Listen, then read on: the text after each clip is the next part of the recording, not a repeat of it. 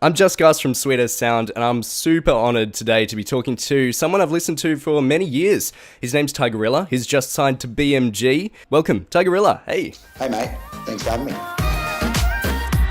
I'd just like to start off by asking you, what is the best thing about being Tigerilla?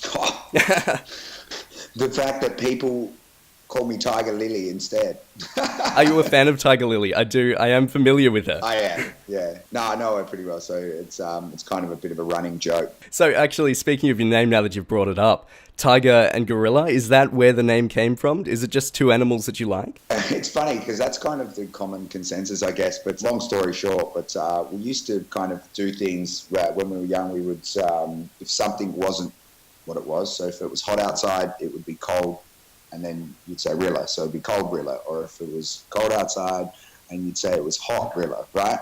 I don't know why, just one of those things that happened. And I was with my mate going through some ideas for names, and I was like, I want to do an animal name, but, that was just one of those hot topics at the time. And I did that, and we came up with that because I'm obviously not a tiger, I'm a human.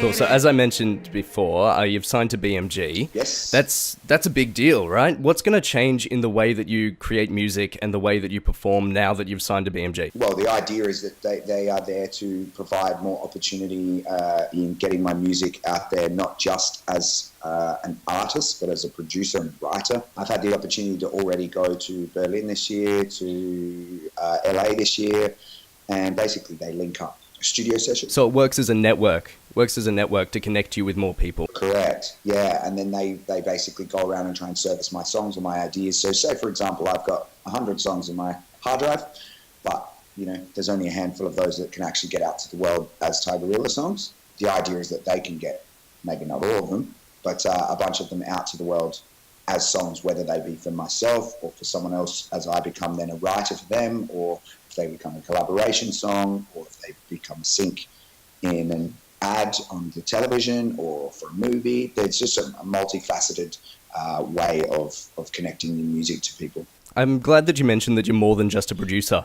I'd like to ask you, do you see yourself more as an artist, a producer, or a songwriter? What do you see yourself most as? That's actually a tough question. I'd say I grew up more as the songwriter type, guitar, kind of writing a vocal and building from there. So I'd like to say a songwriter, but at the same time, nowadays, just for efficiency and how I work, producing and doing and making beats specifically for other people, that is where I'm kind of working the most in at this point in time. So I'd have to probably say producer, but I like to think that I'm pretty confident in the other areas too. So who have you produced for? Currently working with Gil Bates on some new stuff, KLP, Mole Rap. I would do, obviously, my own stuff with Super Cruel as well. So yeah, Super Cruel. Yeah. I'm glad you mentioned. So that's your collaboration project with Jesse Porsches. Correct. Do you enjoy working in a team or working solo? What's more fun for you? Of recent times, I've preferred actually to work together. The team collaborative workflow is really, really good because, if someone's having a down day or someone's, really, really creative that day or really inspired, it makes it a lot easier to firstly get a product, and secondly, you can bounce your idea off someone. So you might be thinking, oh, this is great, but until someone steps in and kind of goes, I don't know about that, or I think, what if we tried it this way? You don't really have that option until someone else is in the room with you. So I've really been enjoying that. Sometimes it is nice to be on your own. I am certainly enjoying more the collaborative aspect of Super Cool for sure. How do you feel about feature artists? You have had a few feature artists on your tracks before. Do you think that that's a really important part of the way that you produce music, having features? For sure. What it does is it gives, sometimes this is where the whole songwriter part comes in, I guess. Often I write pieces of music that I know that I may not be able to perform myself as a vocal. It's great when someone else can come in and step in and fill that void of what I'm actually picturing in my head rather than what I can put out to the masses. So I think in that aspect, feature artists are amazing.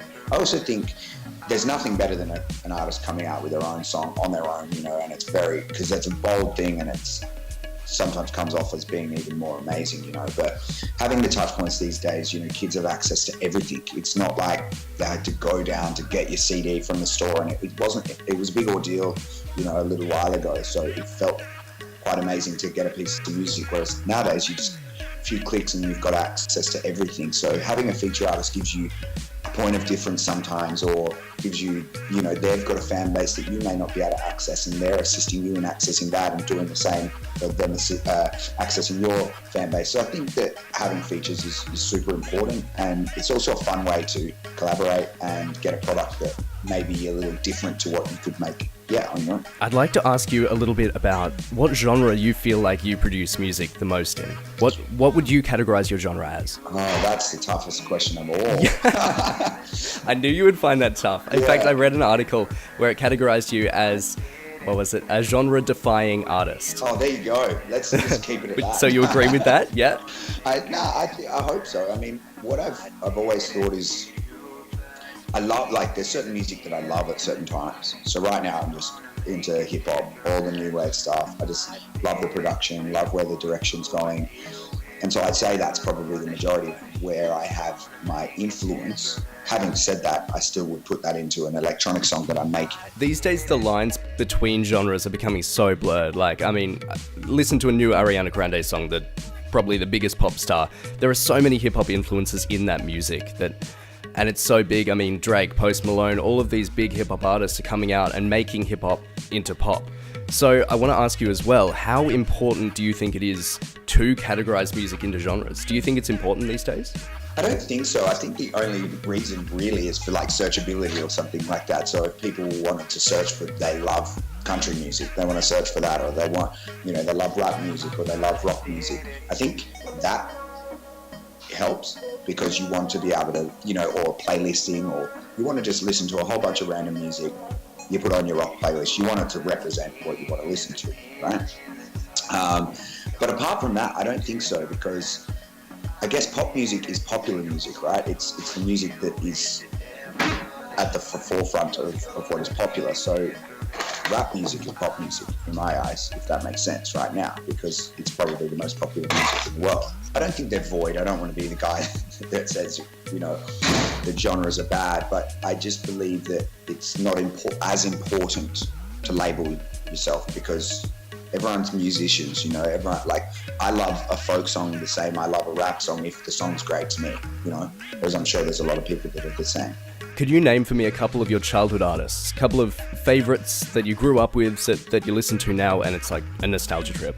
My sister, I had an older sister, so a lot of the very, very early stuff that I was listening to was kind of on the back of things that she loved. And so I'd have to say David Bowie's always going to be an early one for me. So whenever I hear a Bowie song, it kind of reminds me a bit of a throwback of going back in time.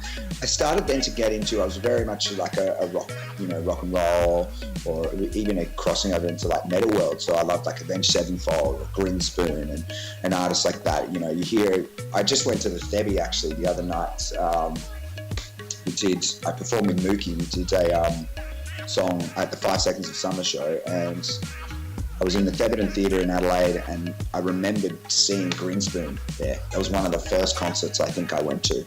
And then I just went, you know, it's like the smell, you get the same smell, you get the same taste in your mouth. Like, it just really like throws you back into a whole another world. So that's probably, you know, it's definitely more on that band. I'd like you to tell me, what was the last song you listened to? Actually, I've been listening to a few demos of not my own stuff, just a few people's stuff. But in terms of like the last actual song that came on, actually, funnily enough, I don't know if I should be admitting this out to the world. It was DJ Khaled's new single. Oh, really? No brainer? There's a lot of artists on there that I'm a massive Migos fan. So anything Quavo's on, I'm going to love anyway. You know, Chance the Rapper, and then I always love to see what Bieber's up to. He keeps going like kind of crazy, then going normal, then getting married, then going back to being crazy, then doing this, and then he comes out with some weapon top line for something, you know, and you're just like, I don't know how they do it, but yeah. His life changes about as much as his hair as well, I've noticed. 100%. All right, so we mentioned feature artists earlier. What would your dream collab be? Say you could feature anyone or be featured on anyone's track, who would you work with? I'd like to say it'd have to be Pharrell. It would have to be Pharrell. Yeah. Oh, dude. Yes. Yeah. I want this. I mean, there's hundreds. You know, probably thousands. I could. You know, you just keep listing off names, but I think if I literally had one go and it could be anyone, it would have to be Pharrell. Yeah. Not even necessarily vocally, even just in the room. You know, to kind of point me out things and be like, yeah, I just think he's personifies, you know, genius in the sense of he can do it all, you know. Absolutely, agree with that. Yeah. So I'd like to end with one last question, Tigerilla. Sure. What's next for you? Got a bit coming up. I mean, in terms of, I haven't had a single out for a while. I've just been really writing and focusing on the product that, you know, there's a long time hopefully down the road for me, so I want to make sure that I get that longevity. So I'm just writing and writing. I've got a collaboration coming out with Gil Bates soon. More so for his single, but we're kind of putting it out collaboratively together. And then I've got a few shows coming up, which will be great. And also then as Tigerilla, I guess that's kind of it for the kind of next few months. But I also have a Super Cool single coming out end of September. End of September. Cool. We'll look out for new Super Cruel. Thanks for joining me today, Tigerilla. No Cheers. worries. Thanks so much for having me.